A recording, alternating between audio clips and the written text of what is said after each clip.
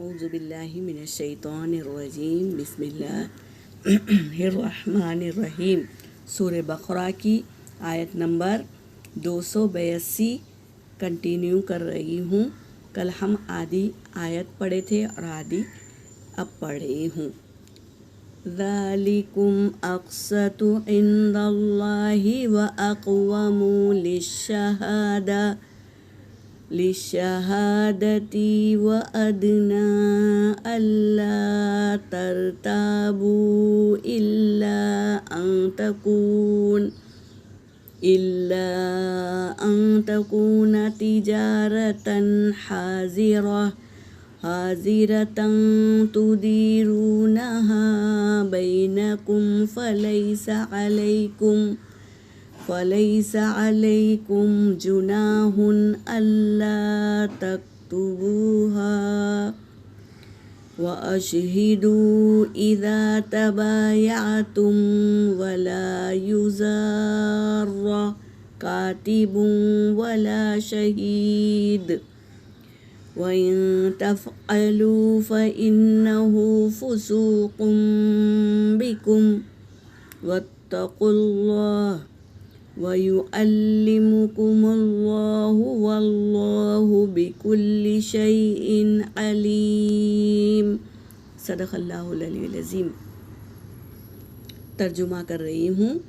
ذالکم، یہ تمہارے لیے، اقسط، زیادہ انصاف والا ہے، عند اللہ، اللہ کے نزدیک۔ یہ جو عمل تم کیے ہیں، گواہی رکھے ہیں اور لکھ رہے ہیں، یہ زیادہ انصاف والا ہے اللہ کے نزدیک۔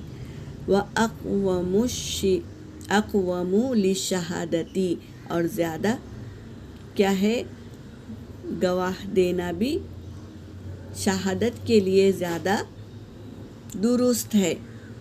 وَأَدْنَا أَلَّا تَرْتَابُوا، اور سوائے اس کے تم شک میں پڑو، اس میں تم شک میں پڑو، اللہ، سوائے، ان یہ کہ تکونا تم ہو، تجارتاً حاضرتاً، تجارت کرتے ہو، آمنے سامنے لین دین کرتے ہو ہمیشہ، تدیرونہا بینکم، تم لیتے اور دیتے رہتے ہو، بینکم آپس میں، تجارت کے طور پر لیتے دیتے رہتے ہو آپس میں، فلیسا تو نہیں ہے، علیکم تم پر، جناح کوئی گناہ، اللہ اس بات سے کہ تکتبوہا تم اسے لکھو، واشہدوا اور گواہ بناؤ، اذا تبایعتم جب تم لین دین کرو، تو اس میں کوئی گناہ نہیں ہے، اور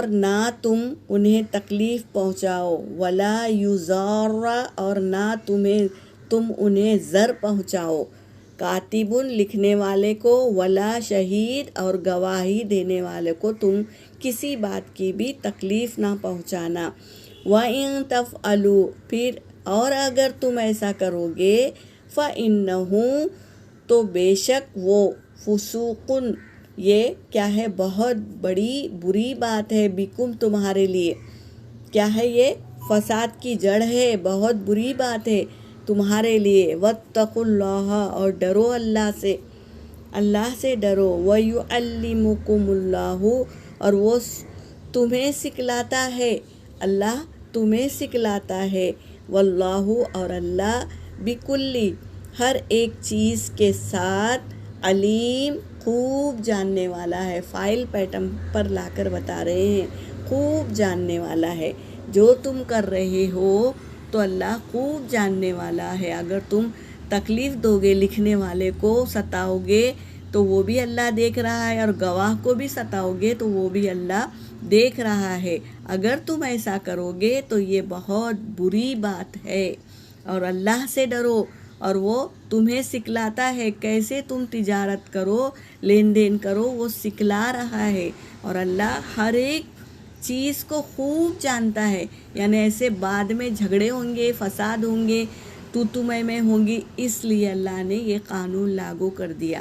یہ قانون کے حساب سے ہم کو قرضہ لینا ہے اور دینا ہے، اس بات کو ہم جان لیں، یہ آیت کو اچھی طریقے سے یاد کر لیں، اور اس میں جو کام ہوئے ہیں، عمل ہوئے ہیں، اس کو دھیان میں رکھیں انشاءاللہ۔